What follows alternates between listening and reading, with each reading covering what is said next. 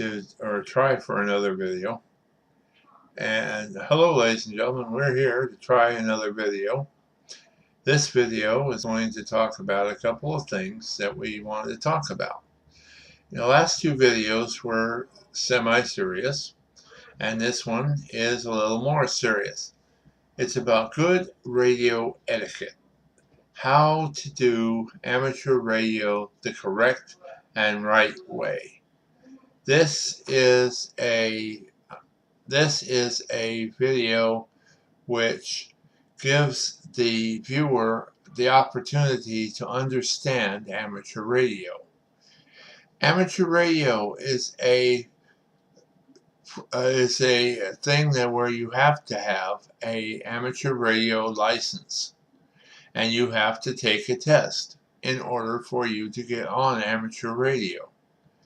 One of the things, you would go to the FCC and you would ask, to take the No Code Tech license, and that would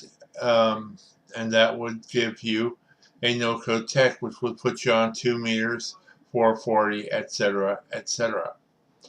Then you study again for your general, and then that would move you up to a HF, where you could use HF. Like, if you're a tech, you could use 10 meters, I think. I don't know.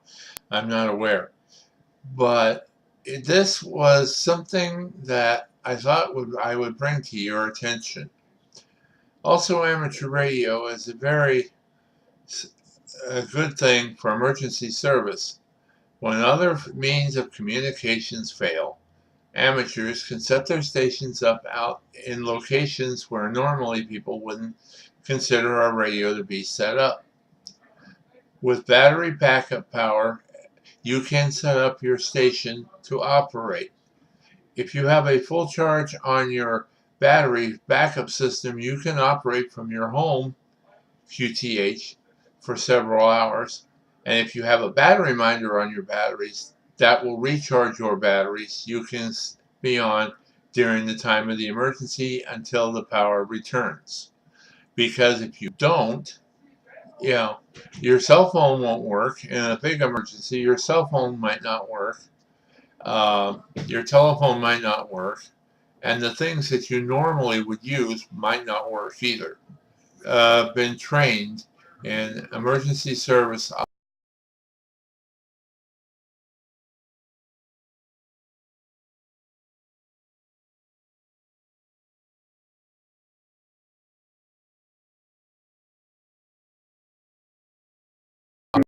for emergency preparedness. They have drills, they practice, and they do a lot of practice drills. And they also do a lot of community service events, such as the community service event has the Christmas parade, marathons, bicycle races, and other events like that. Anything that is concerned with public safety. That is why I say you should become an amateur radio operator.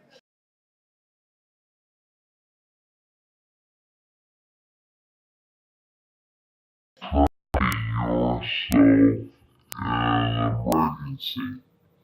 Set up food supplies, because you never know when the refrigerator is going to go out. So if you're prepared with emergency preparedness kit with food, batteries, flashlight, and spare clothing, you can be prepared for any emergency. And that's what amateur radio does. So I would like to take this opportunity to just tell you that amateur radio is a very important part of Homeland Security.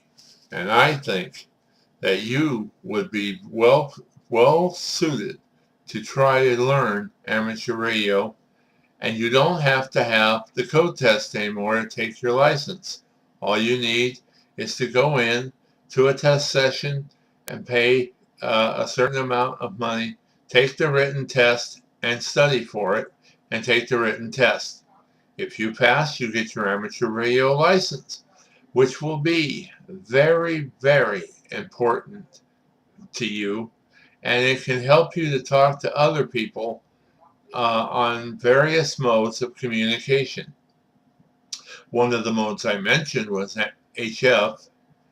Another mode I mentioned is computer.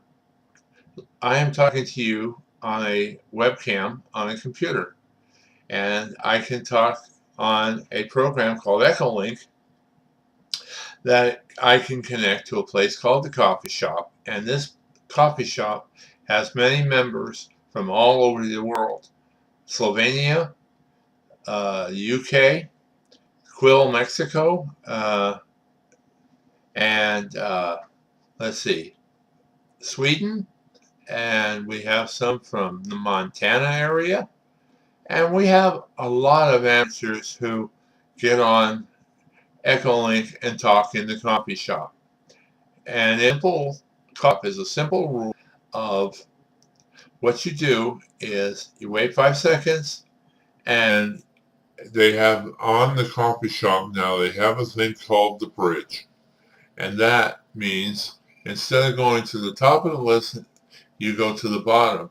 And the person on the bottom is the person that gets to talk next.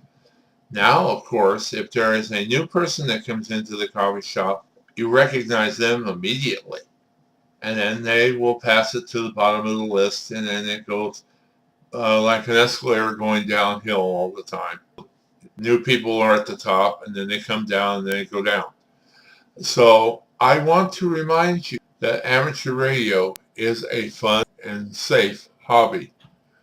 And amateur radio also has no foul, no language at all.